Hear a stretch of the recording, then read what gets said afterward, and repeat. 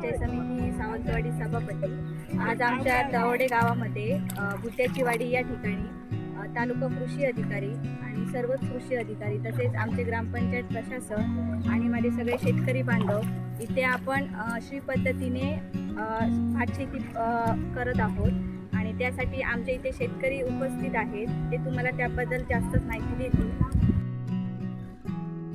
नमस्कार, माझं नाव निधी निवृत्ती गावडे। आमची शेतीशाळा हा गट आहे। तर आम्ही गाडी वाफ्यावर बियाणे पेरले। ते गोकुळामृतमची फवारणी करून बीज प्रक्रिया करून बियाणे पेरले। त्याच्यानंतर लागवडीच्या अगोदर पेंड्या गोकुळामृतममध्ये बुडवून गिरीपुष्पाचे पाणी आतमध्ये टाकून लागवड केली।